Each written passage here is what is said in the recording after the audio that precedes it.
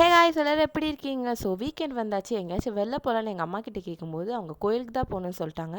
சரி நாங்களும் திருவொற்றியூர் சிவன் கோயில் போயிட்டு அப்படியே பட்டினத்தார் கோவில் போயிட்டு N4 வந்தாச்சு. நானும் மேலே ஏறி கொஞ்சம் ஃபோட்டோஸ்லாம் எடுத்தாச்சு. என் தங்கச்சியை கூப்பிட்றேன், இது மேலே ஏறதுக்கு பயந்துட்டு வரவே இல்லை. சீரியஸாக சொல்லணுன்னா நான் 8 வருஷத்துக்கு முன்னாடி N4 வந்தேன். நான் இங்கே வந்த உடனே எனக்கு அவ்வளோ ஹாப்பியாகிடுச்சு. பழைய மெமரிஸ்லாம் கலெக்ட் ஆக ஆரம்பிச்சிச்சு.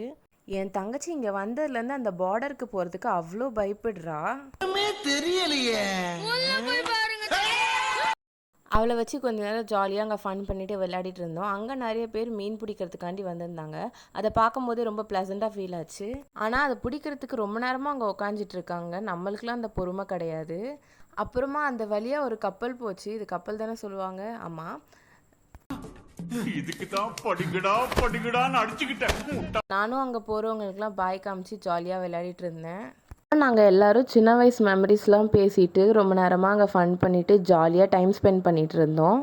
செம்ம காற்றடிக்க ஆரம்பிச்சிச்சு. என் தங்கச்சி வேற இன்றைக்கின்னு பார்த்து என்னோடய பேண்டு வீட்டிலேருந்து போட்டு வந்துட்டா.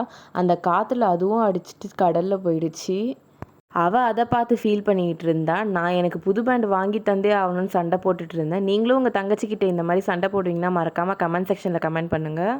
அங்கே மீன் பிடிச்சிட்டு இருந்தவங்களுக்கு இந்த ஃபிஷ் ஒன்று மாட்டுச்சு. பார்க்கவே செம்மையாக இருந்துச்சு, எல்லோ கலரில். இது ஏதோ ரேர் பீஸ்ன்னு வேற சொன்னாங்க. அந்த அங்கிள் இன்னும் 2 பெரிய மீன் வேற பிடிச்சிருந்தாரு. இது பேர் என்னன்னு தெரிஞ்சிச்சுன்னா மறக்காமல் கமெண்ட் பண்ணுங்கள், நாங்களும் தெரிஞ்சுக்கிறோம். அப்புறம் நான் வீடியோ எடுக்கிறத பார்த்துட்டு எங்கள் மம்மியும் நானும் சும்மா ஒரு சின்னதாக விலாக் மாதிரி எடுக்கலான்ட்டு நானும் எங்கள் மம்மியும் ஃபன் பண்ணிவிட்டு பேசிகிட்டு இருந்தோம். அப்புறம் அங்கே போட்ஸ்லாம் ஐஸ் லோட் பண்ணுற மிஷின் பார்த்தோம்.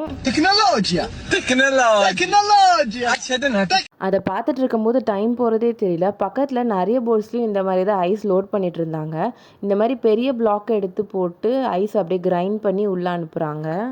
அப்புறம் எனக்கு பயங்கரமாக பசிக்க ஆரம்பிச்சிச்சு. வீட்டுக்கு வர வழியில் நாங்களும் ஒரு டீயை போட்டு பத்திரமா வீட்டுக்கு வந்துட்டோம். இந்த வீடியோ உங்களுக்கு பிடிச்சிருந்தால் லைக் பண்ணுங்கள், ஷேர் பண்ணுங்கள், மறக்காமல் நம்ம சேனலை சப்ஸ்கிரைப் பண்ணுங்கள். பாய்.